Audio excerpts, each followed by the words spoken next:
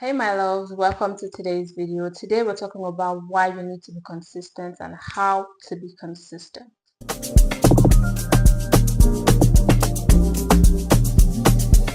The year just started and I am sure you are enthusiastic about the goals you've set for this year, and that's really good.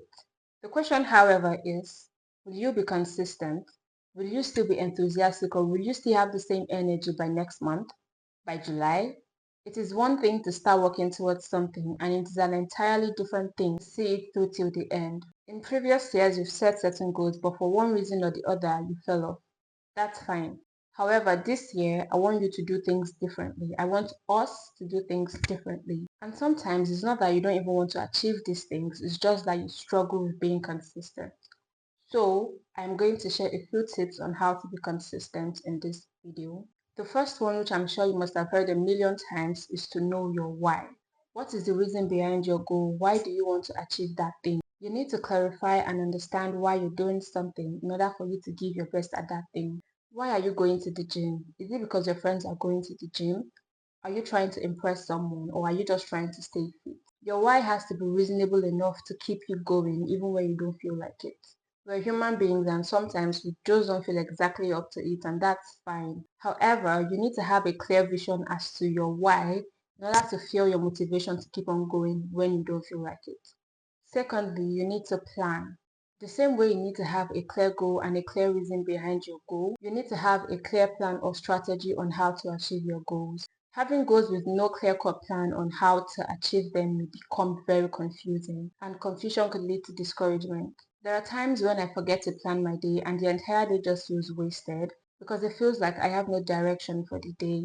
So make sure you have a clear-cut plan on how to achieve your goals, like the steps you need to take to achieve those goals. Okay? Next, you want to break your goals into smaller tasks. That way you don't get so overwhelmed. There's only so much that you can achieve in a day.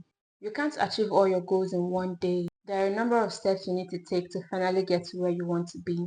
For example, in order to have a building, you need to first have your building layout, mold your blocks, and then start building from the ground up, right? But if you're so fixated on the complete building without thinking of a way to get your cement to mold your blocks, you get so overwhelmed.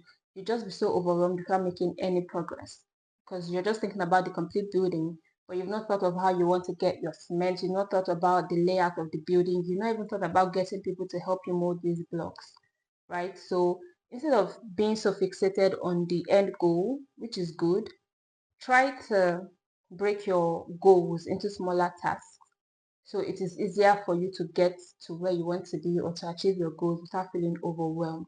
That way, you actually get to achieve your goals faster and easier. The next tip is to get rid of or try to minimize any form of distraction so you can stay on track. Now, if you listen clearly, I said get rid of or try to minimize. Now, this is because you can't necessarily get rid of everything that may serve as a distraction to you. Now, your distractions could be your phone, your friends, your family, your habits, and other things around you. You can't necessarily get rid of your friends, you can't necessarily get rid of your family, but you can reduce the way in which these things or these people serve as a distraction to you. For example, if you've already planned 2 dates with your friends in a week, but you're struggling to find time to work on a project that you have, you can politely opt out of one of these dates so you can have time to work on a project. In the same light, if you already scheduled time to work on a project and your friend hits you up and is like, hey, do you want to go out for drinks? You can politely decline because you have something to work on. It's all about your priorities, okay?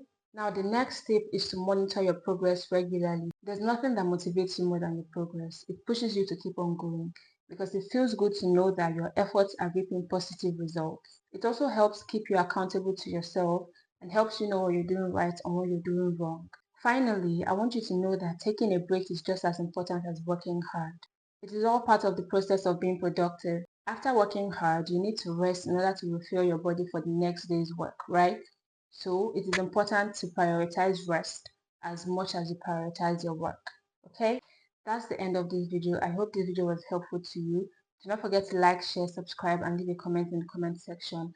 And I'll see you guys in the next one. Bye.